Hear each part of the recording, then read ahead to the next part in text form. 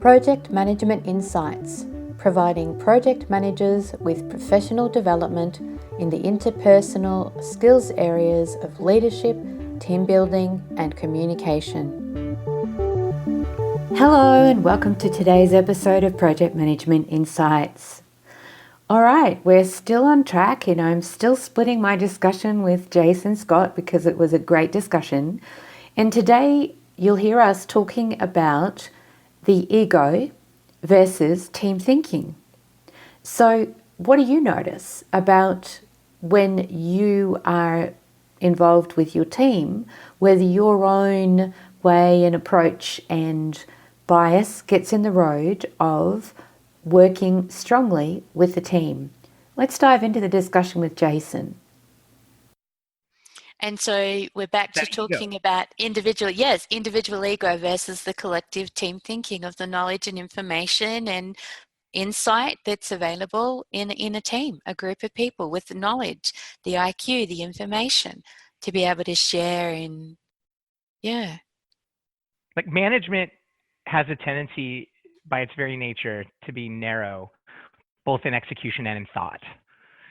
A leader's job, like in the example that you gave, is to explore the possibilities with the team. Yep. And so you had an issue and you brought it to the team and you said, let's explore the possibilities. You probably had an opinion because we all have opinions. You're a smart, capable person. Nobody's going to be a manager or an executive without an opinion. But you were able to overcome your confirmation bias, which is our wiring to reject anything that conflicts with one of our preconceived beliefs. And ultimately, as a leader, you have to be able to do that because you have an opinion, but there's several ways to solve a problem. So if you want to drive your opinion down the team's throat, now you're being a boss. So you really have to be willing to explore the possibilities and allow them truly to come up with a roadmap or a solution that looks nothing like what you would have asked for or you would have done. And your job really is to explore the possibilities and challenge for the sake of value creation. So how will that work? How will we get that result? Ultimately, until you, as a collective team, all feel good about how you were going to get there, regardless of how you walked into the meeting thinking that you would get there. And that's hard. Yeah. Because of confirmation bias. Like, I think that's something else that leaders really need to study and understand. And in order to overcome it, because if you don't know that you're wired to push back on anything that conflicts with a preconceived belief or notion, you're not going to catch yourself doing it, and you're going to get stuck using your authority and being a boss. Right. And that doesn't deliver good team outcome. It doesn't.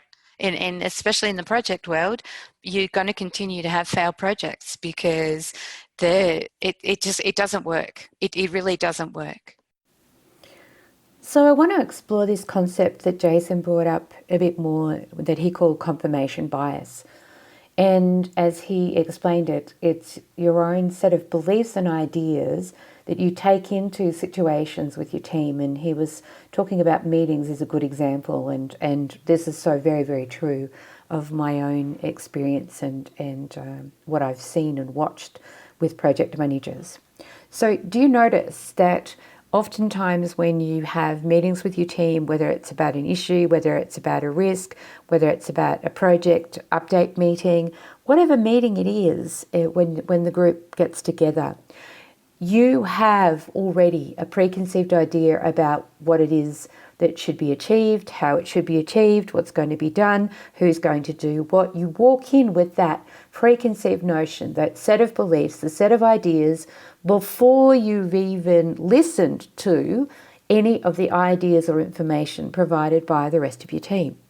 And this is what Jason spoke about in terms of openness and opportunity, because the only way to know what's available as opportunity is to be open to listening, really listening to the rest of your team members, what they have to say. You might not agree with it. A lot of the time, that's probably going to be the case. And yet, it doesn't mean that what they're saying or what they're looking or thinking, considering doing, or the options that they're putting forward are necessarily not viable, impossible, won't work, stupid, all of the things that you might be thinking in your mind in that moment, it does not mean that at all.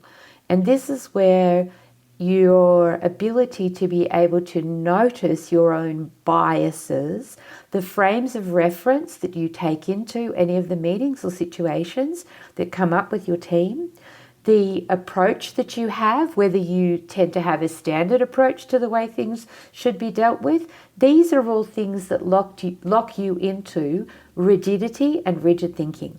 And that doesn't support successful project outcome. And it also doesn't support positive teamwork and a positive team culture. Because the only way that the team is going to want to come on board with you is if they feel that you are open to listening to them, to hearing what they have to say, to considering the sorts of things and approaches that they're going to bring to the table. That will help impact and create a positive culture on your project. So it might be valuable to begin to become aware of your own biases, the biases that you take into any situation that you have with your project team. Become aware of them. Start to notice the fixed and rigid approaches that you have, and then let go a little and begin to be more open and begin to pay attention and listen to what your team members have to say. Ask them for their input. Really get them involved and create that team. Because after all, the only way that you are going to successfully deliver your project is with a project team. You cannot do it alone, and you need to remember that first and foremost. So consider this a biased way of looking at things whenever you are tackling anything to do with your project. And if your project is looking like failing, then you need to be even more paying attention to what's going on and what's creating this sense of I rather than team, because it's not effective in any way, shape or form. All right, that's it for this week's Project Management Insight. I look forward to talking to you again next week for another episode. And we're probably going to be jumping a little bit into project failure, because that's the next piece of my conversation with Jason. We will be doing some further podcasts on the specifics of failure.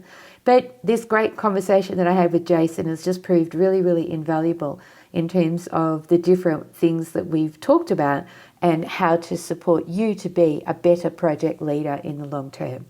Till next week, happy project managing. Thank you for listening to this Project Management Insights podcast. Be sure to visit projectmanagementinsight.com and sign up for our monthly newsletter or to receive updates on upcoming training.